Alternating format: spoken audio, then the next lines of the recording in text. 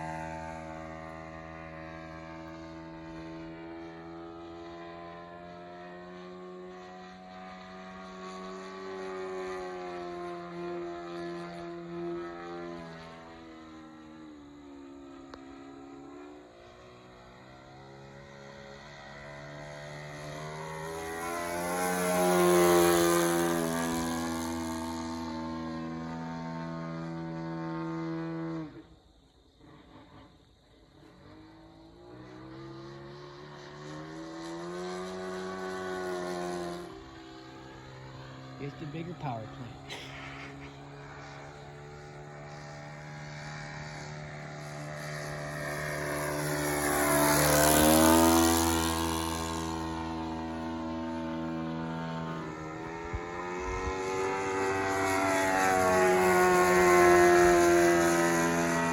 So what are you flying today, Matthew? This is a Balsa USA Phaeton 2. And that's a kit from them, right? We built quite a bit of stuff from Balsa USA. Yeah. This has got probably the engine that should be in the Phaeton 90. What engine's in it? It's got a OS 110 Alpha pumped 4-stroke in it. Sounds good. How'd the kit build? Pretty easy, actually. It's the Stingray kit's really easy to do, and I would say this is just as easy, or maybe easier than that. Really? That Stingray was easy to do. So you say you can frame the wings up in a day. Yeah. The only thing that we changed, we'll probably get into later, is the end braces for the wings.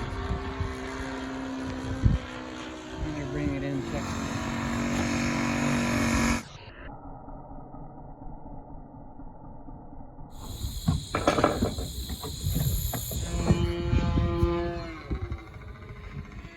All right, here we are with Matthew. What do you got here, Matthew? This is the Balsa USA Phaeton 2 kit. So we just seen him flying. First of all, what's the cost of the kit for this? It's 120 bucks. 120 bucks for the kit. Which is pretty cheap for as much stuff as you get with it. Yeah, I'd say. Now, you said that you did different eye struts? Yeah, different end braces there. The ones that they gave in the kit, we made up. They were just 1/8 inch wire, like the cabane. We soldered them all up, and it didn't hold the two wings together as good as making one out of wood. Okay. And all we did to fix that was we just put plywood inserts into the wing, and this is cut out of a solid piece of 3/16 aircraft plywood. You just bolt it right to loose, and it works just as good as the better than the wire setup. Okay, now the cowl, where did that come from? This is actually a 4-star 54 cowl. It was a lot easier to put on, and it actually looks better than what they gave in the kit. Okay, so other than the end braces not being really strong enough and the cowl not being to your satisfaction, what would you give the kit on a scale of 1 to 10 as far as ease of build goes, all that stuff? I would give it a 10. Really? Yeah. Okay. I think the other thing was the top wing didn't have any ailerons. We cut those in, and I just ran a link from the bottom to the top.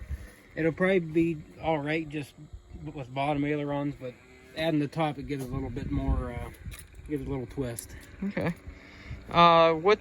You did say you had a OS in here. OS what? OS 110 Alpha. It's pumped. I don't think they make that one anymore. I think they still make the 110, but I don't think it's pumped. Okay. And anything that anybody needs to know going into this other than those end braces and the wings and that?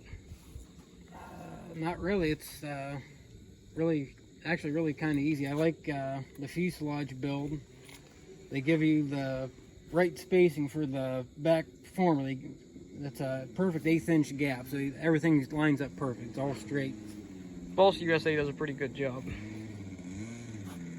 So no complaints. You say you give her a 10 out of 10, and yeah, what it cost? You said 120 bucks. That's pretty cheap. Yep. And you can just order this straight from Balsa USA. Yes, you can. Yeah. All right, and the link for that will be in the description below this video whenever we go to publish it. So, all right, thanks a lot, Matthew, and it's a nice looking plane for sure. So. Thanks.